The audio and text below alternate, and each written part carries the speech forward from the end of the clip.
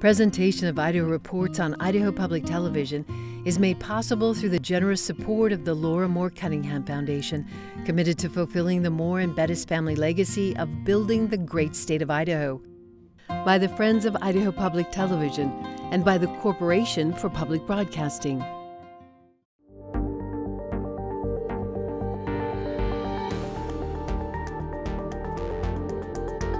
Hello and welcome to this Idaho Reports special episode on crisis standards of care in Idaho hospitals.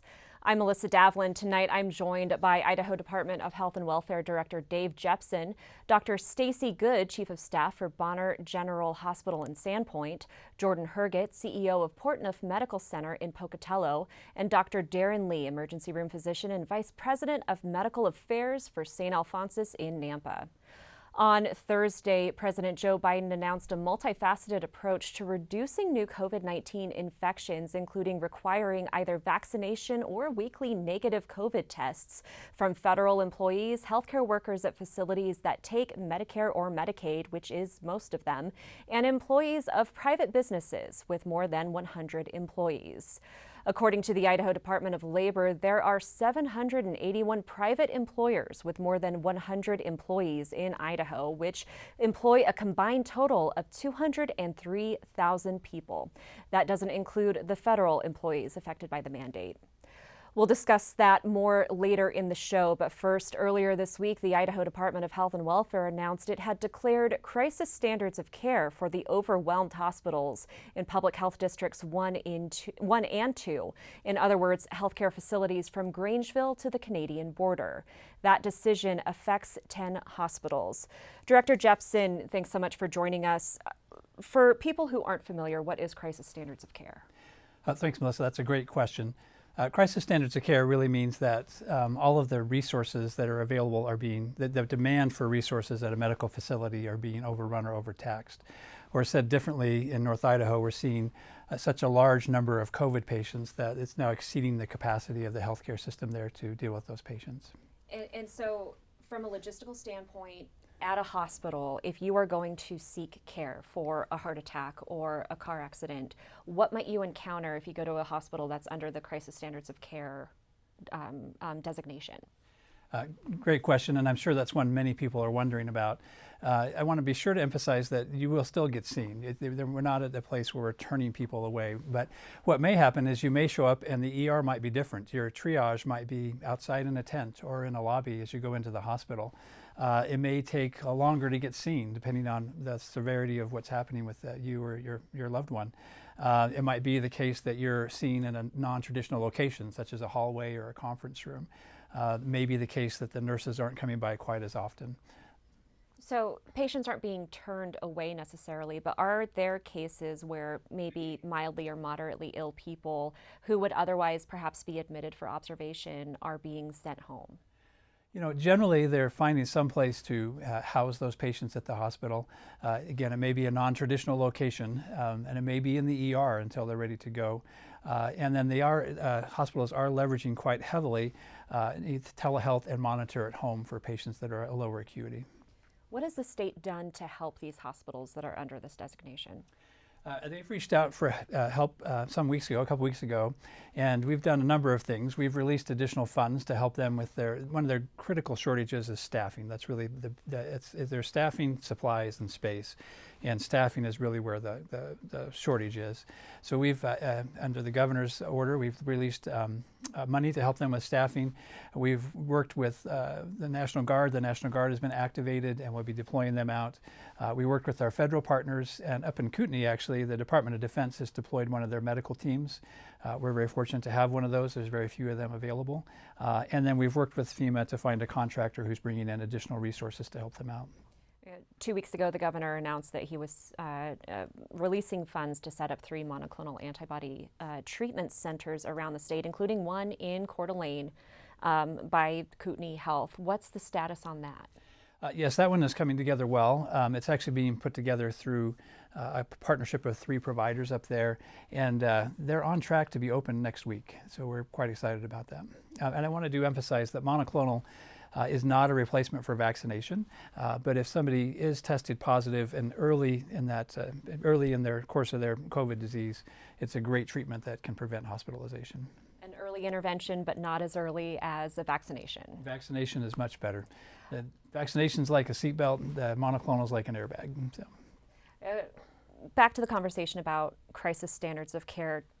Did the department consider declaring crisis standards of care statewide? Yes, that was an active conversation. We had a request from Kootenai Health to activate, and we had a lengthy debate about should that be a regional declaration or a statewide declaration. There was lots of conversation about that, and ultimately, with the data we had in front of us and the input of those that operate those healthcare facilities, including one of our guests tonight, it was decided that at the moment it really was appropriate for North Idaho. And although we're very stressed in the rest of the state, we weren't quite to crisis standards of care. You say we're very stressed in the rest of the state. How close are we to seeing crisis standards of care in southern Idaho, in southeast Idaho? You know, I think the phrase I've been using is dangerously close. If you look on the data that we track daily on our website, the number of hospitalizations and the number of people in the ICU continues to go up. The hospitals continue to pull levers to expand and convert other areas of the hospital to ICU, to expand for patients that need to be seen there, but it's dangerously close. You know, one of the biggest issues facing hospitals, of course, is the staffing shortage, and this has existed long before COVID, but with more patients, it's exacerbated by that. You know, the state has asked for civilians to volunteer through the Medical Reserve Corps. What's the status on that, and have any of them been called up to serve? It's a great question. So if you're interested in volunteering, either medical or not, you can go to volunteeridaho.com or volunteeridaho.org. But that's where the State Medical Reserve Corps is housed. It's actually run, the actual mechanics of it's run by the public health districts.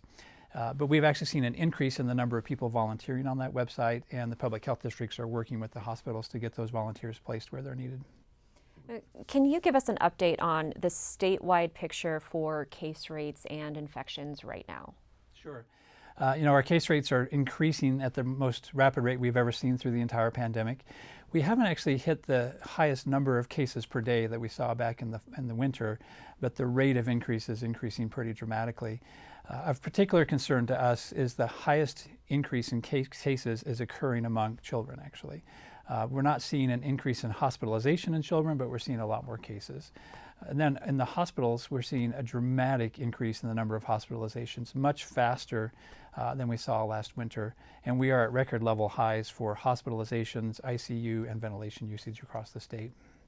You mentioned that children represent a significant proportion of the new cases that are being recorded every single day, but as you said, not a lot of them are being hospitalized. Some are, and we've been very fortunate in that Idaho has recorded no juvenile deaths throughout the pandemic. How concerned should the state be when children aren't ending up in the hospital en masse? Well, I think it's pretty important for a couple reasons, because this is still a pretty severe disease and can have long-lasting effects even for children. But the other reason is that we don't have a vaccine for kids that are under 12 that's approved, and so they have no protection. So it has a risk of spreading very quickly among them. And they bring it home, and it's those vulnerable people. And we're seeing younger and younger adults going to the hospital. And that's the other risk, is they infect those in their family or their loved ones. You know, the department has a great data dashboard on hospitalizations and case rates and deaths and hospitalizations. I've been keeping a close eye on that throughout the pandemic, and we're seeing more deaths and hospitalizations in people in their 30s and 40s and 50s, even in their 20s. The majority are still in people older than 60, but why are we seeing younger people with Delta be hospitalized at a higher rate than before? You know, I don't know if we know the precise science answer to that, but it's definitely what we see. And as I talk to my colleagues that are physicians at these hospitals, they are noting that it's younger and younger people that are landing there, and often with very severe disease. And so we don't know exactly why the Delta variant is driving that, but we do know that that's actually happening. It's very heartbreaking to see that, actually, very heartbreaking. Dr. Good, I want to bring you into the conversation. You are at Bonner General Health right now. Can you give us a snapshot? How are things at your facility? So thanks for having me. So I'm also one of the ER docs. It's pretty difficult right now. We've been in the state kind of that Kootenai's been in, but a little bit differently. So Kootenai is having tons of patients right now with COVID. We have a lot as well, but the difference is we don't have specialty care. So we're a rural 25 bed hospital. 21 of those beds are usable. The other ones are for OB, and we have 4 ICU beds. We have one hospitalist who runs all the beds to include the 4 ICU beds. And we don't have cardiology subspecialty care. We don't have neurosurgery. We don't have trauma surgery. So for us, we're able to manage right now our inpatient COVID status census, but what we're not able to manage is getting people specialty care they need. Specifically, our biggest one we're having issues with is dialysis patients. We can't do dialysis as inpatient. So our number 1 transfer center was Kootenai. Secondly was Sacred Heart, and we're unable to transfer. So that process and taking care of patients that are complex and need specialty care is our number 1 challenge right now. So normally if you had a patient who lived in, say, Laclede, and they needed dialysis or a higher level of care, you'd normally transfer them to either Sacred Heart or Kootenai. Where are they going now? It is a long process. We've called up to 6 states and 30 to 40 hospitals to try to find a bed for patients, and they've gone as far as Wyoming. For a while, we were able to transfer patients to Kalispell in Montana. What ends up happening is we put them on wait lists everywhere. And eventually they get a bed. Eventually we get a call, and we just continue calling and managing them in the ER, sometimes getting our hospitals on board if they're super complex, but they stay with us until we get them in somewhere. And basically there's a wait list in every hospital, and you just get them on the wait list and they slowly move up. When we're talking about that wait list, have you seen any adverse effects from patients who are having to wait on that wait list for care? Are you seeing worse outcomes? Have you seen patients even die because they weren't able to get immediate care? Yes. How often is that happening now?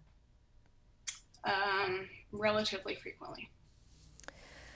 We know that Kootenai has received additional medical staff from the Department of Defense, from the state. Have you seen any relief ripple effects from that additional support? Not quite yet. I mean, Kootenai just was instituted on Monday. We're at a point where we are not at the crisis level that they are at. So we haven't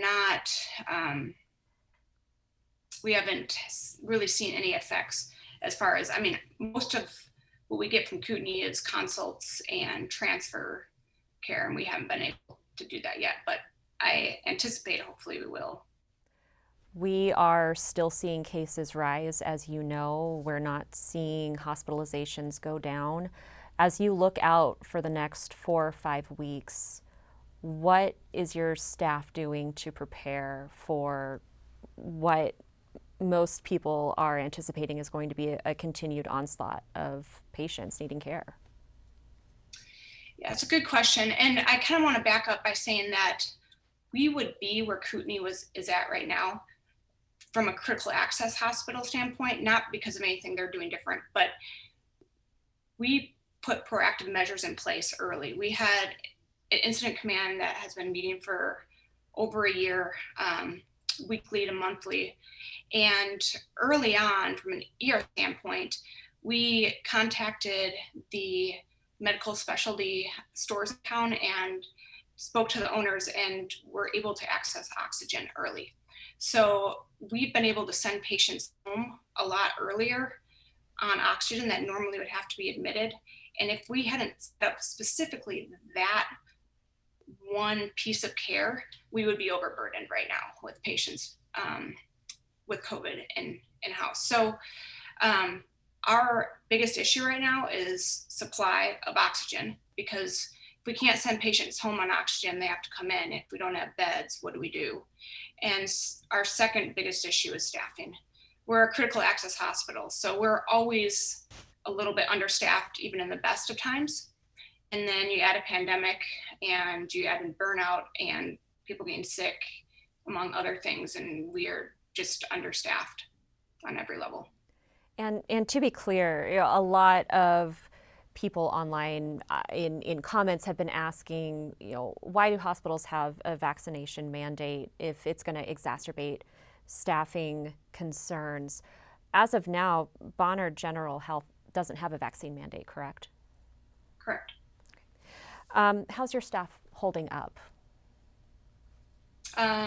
They're tired, they're burned out, they're fatigued, they're overwhelmed. We have a lot of staff that are very loyal to our community and to our hospital, and everybody's feeling it. And it's because, where's the end?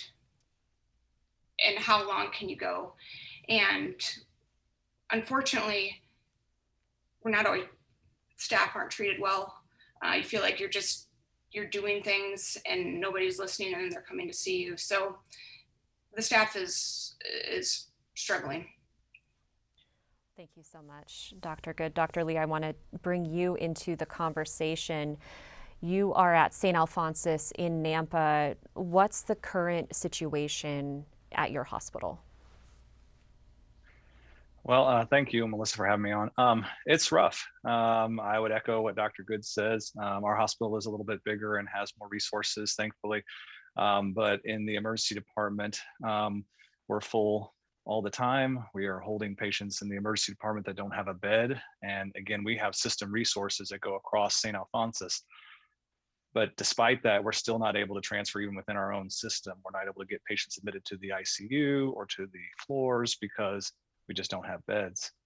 So, right now, about a third of our beds are taken up by COVID patients in the hospital, but 70% of our ICU is COVID patients. Those are the critically ill patients that are taking up most of the beds in the ICU. So that resource right there is probably the most sought after and most difficult to find at this point in time. So those patients end up staying in the emergency department and being cared for in the emergency department, which is not the best care for them at the time. There's a lot of other people that are coming in and out.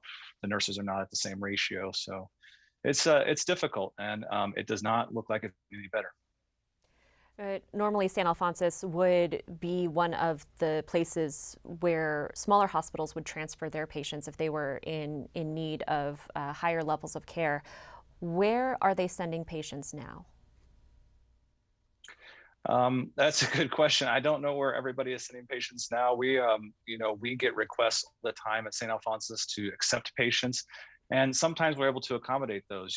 We have 3 hospitals within our system actually 4 with ICU beds, and that includes Ontario. And so sometimes we're able to manage those resources, but a lot of times we just do not have the ability to accept patients from outside. And you have to remember that as our main hospital in Boise is a trauma center, and the only level 2 trauma center in the area, we have to remain open for that as well. There is no other place for trauma care to go.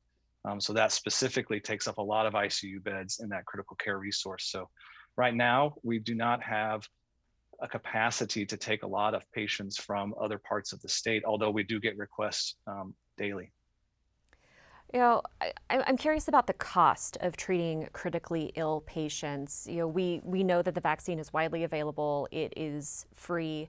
You can walk to most pharmacies and get it. If somebody needs a high level of care in the ICU, and we know that some ICU patients are there for weeks with COVID, what kind of cost is that to the patient and to the hospital and to the system? I don't know the exact number to that, but I think anybody who is watching can understand that a 3-week stay in the ICU in a hospital, no matter where you're at, is very expensive. It is very expensive. It's also very labor intensive. Most of those patients that end up in the ICU are on ventilators. They require a single nurse to take care of that patient at all times. And so you're using a lot of resources to take care of that patient. So in terms of cost, monetary cost, it's astronomical. I don't know the number, but I think we can all guess that 3 weeks in an intensive care unit is very expensive. And that's the other part of it, is the vaccine is free. And the vaccine keeps people out of the ICU. There are still people who get breakthrough infections. We know that, and that will happen.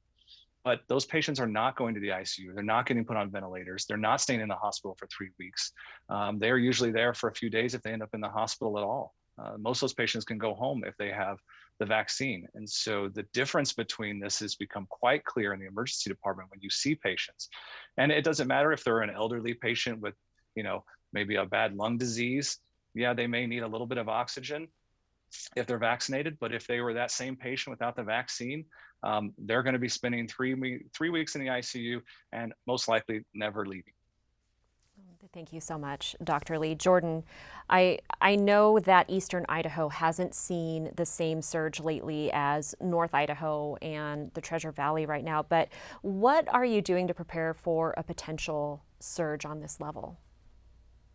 Yeah, thanks for having me, Melissa. And I just want to start and echo what Dr. Good and Dr. Lee have said about our healthcare workers in the state, Fort Smith Medical Center and across the state. They've showed up heroically on a daily basis, 24/7, to be there when we all need healthcare. And so we just want to recognize the physicians, the staff, and everyone who has shown up under these trying circumstances. We're in a little bit better shape, as you mentioned, on the southeast side of the state, but we're always monitoring it and preparing for a potential surge. And we're doing a lot of the things Director Jeppesen said, as well as what the other facilities have said, which is we might plan for an alternate care space, or we might plan, we're definitely staffing up. We're trying to get as many resources that we can as possible. And so we're constantly monitoring the situation. I think one of the things that's been incredibly helpful, which I want to recognize Director Jeppesen and his team for, is that we have a daily phone call with all the hospitals across the state. So we're aware of what capacity and transfer capabilities are out there. And I think that's been extremely helpful. Are you worried about hitting crisis standards of care in your part of the state soon? And how close might that be? Good question. I think where we stand today, we happen to have 27 COVID patients in the hospital at Fort Smith. We're a 205-bed licensed bed facility. So that's about where we were at the height of the pandemic, maybe a little bit less. So if trends continue where we are, I don't anticipate that we would request crisis standards of care. But unless something dramatic happens, of course, but we're constantly monitoring that. Are you accepting transfers from other parts of the state that are hit harder than you are? Yes, absolutely. That daily call is kind of a gateway for that, but we've accepted patients from as far as Kootenai Health. Most of our transfers, of course, are regional. We have about 12 critical access hospitals in Southeast Idaho, but we have helped out, and vice versa. Hospitals across the state have helped us as well.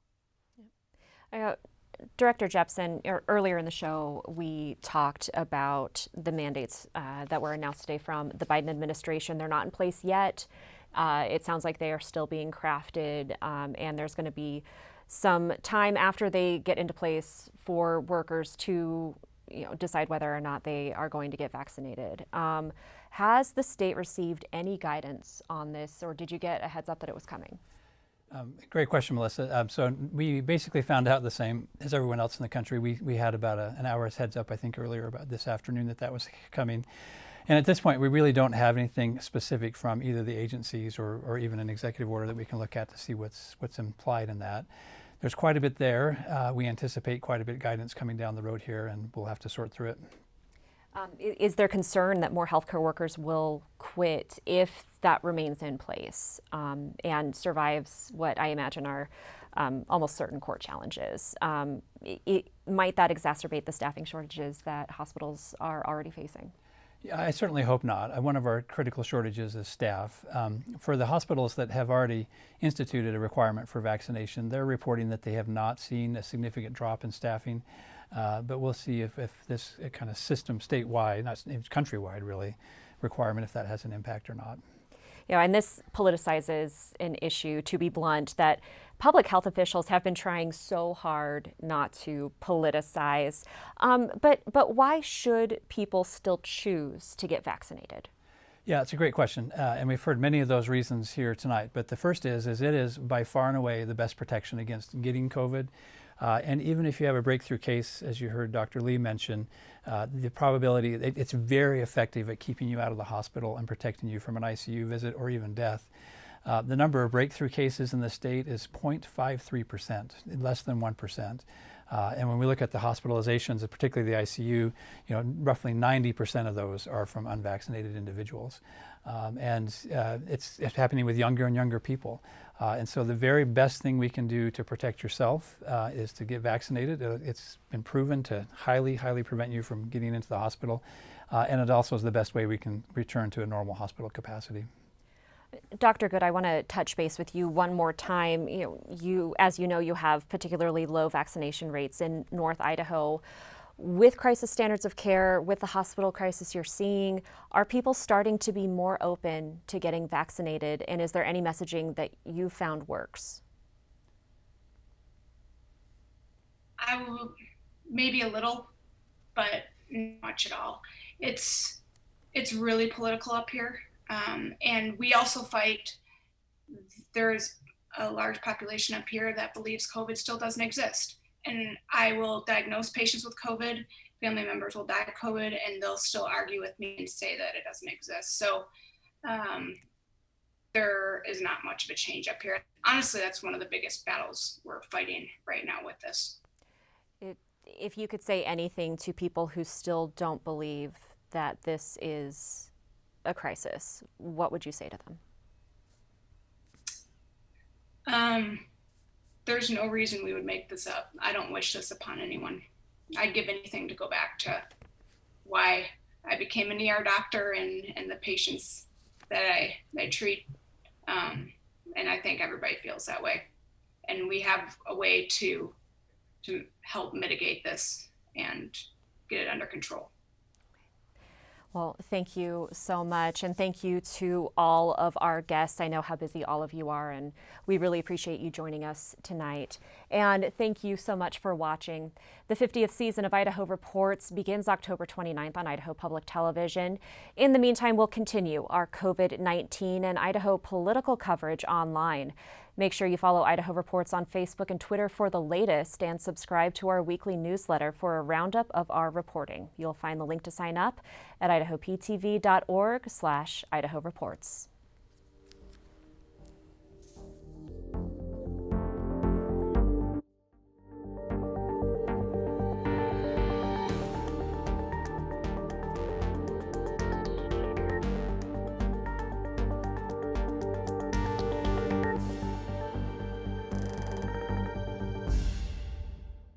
Presentation of Idaho Reports on Idaho Public Television is made possible through the generous support of the Laura Moore Cunningham Foundation, committed to fulfilling the Moore and Bettis family legacy of building the great state of Idaho, by the Friends of Idaho Public Television, and by the Corporation for Public Broadcasting.